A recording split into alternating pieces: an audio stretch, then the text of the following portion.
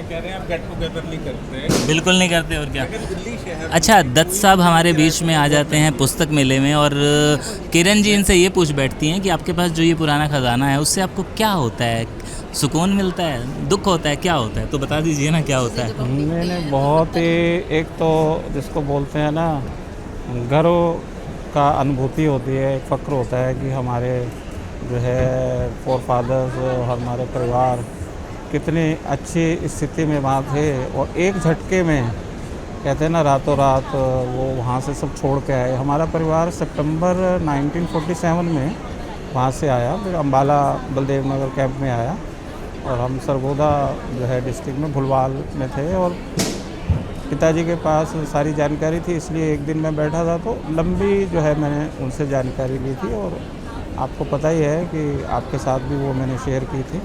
हमारे परिवार का पूरा जो है वहाँ से जानकारी आई। साढ़े 300 गज का जो है हमारी वो कोठी थी।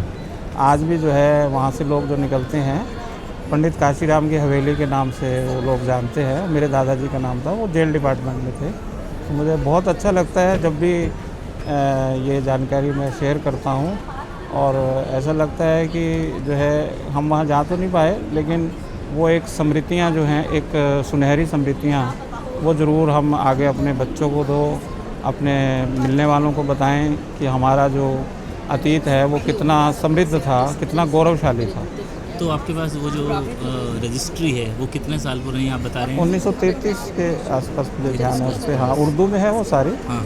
और एक ब्रिटिश टाइम की जो है, क्योंकि मेरे दादाजी नॉर्थ वेस्ट फ्रंटियर एरिया में जेल डिपार्टमेंट में थे, तो जो पठान कैदी है उनके हाथ की बनी हुई एक दरी भी है जो लगभग 100 साल पुरानी है।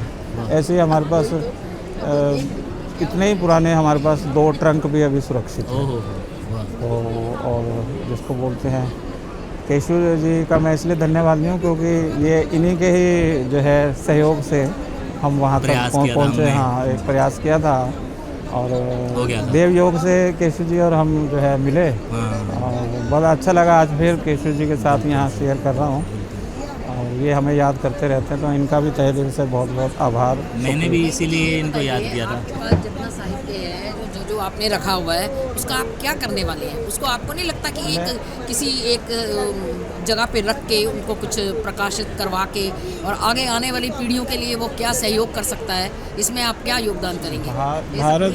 भारत सरकार ने भी जब अमृत महोत्सव वर्ष में ऐसे जो हमारे जो भारत का जिसको बोलते हैं, जिस कार्यक्रम में मैं था उसमें रघुवेंद्र तंवर जी उसमें मुख्य वक्ता थे, विषय तो मैंने भी रखा था। वो आजकल ICHR के जो है चेयरमैन हैं।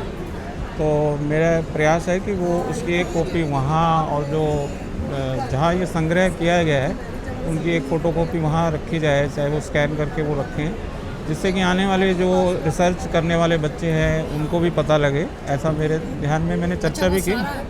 हाँ, उससे सारा किस भाषा में? हिंदी में है वो? उर्दू में है। रजिस्ट्री तो सारी उर्दू में है उस ज़माने की। रजिस्ट्री उर्दू में है, और बाकी साहित्य जो आपका दूसरा जो आपने लिखे, दो जरूरी चीज़ें जो हैं वो हमारे पास हैं। एक तो जो रामचरितमानस चल रहा है। अच्छा। और एक जिसको बोलते हैं एक गीता की प्रति है, तो थोड़ा पुरानी ज़रूर हो गई, लेकिन वो अभी सुरक्षित है।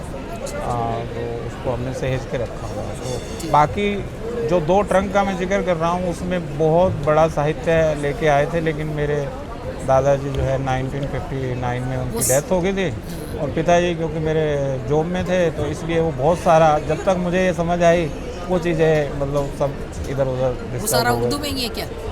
नहीं, वो सब ख़राब हो गया, मतलब वो उसका संभाल नहीं हो पाए, क्योंकि वो ट्रंक और वो कैसे लंबी कहानी है। चलिए, फिर भी आपने इतनी मेहनत से संजो के रखा, ये भी बहुत काबिले तारीफ है। एक दरी जरूर है, वो जिसका मैं जिक्र कर रहा था। दरी नहीं कह के आप ये कह लीजिए कालीन है। हाँ, वो कालीन है और बड़ा यादगार है, अच्छी हालत में है। मेरे पास अभी फोटो होगी तो मैं आपको 100 साल पुराना आप बता रहे हैं।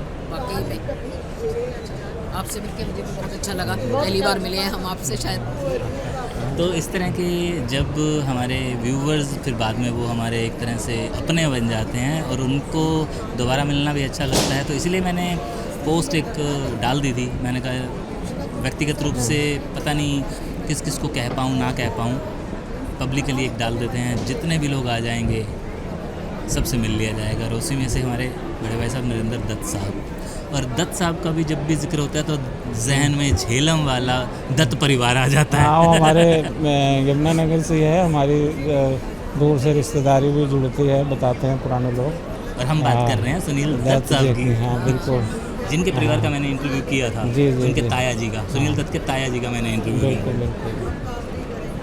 धन्यवाद जी, कैसे भी बहुत अच्छा लगा।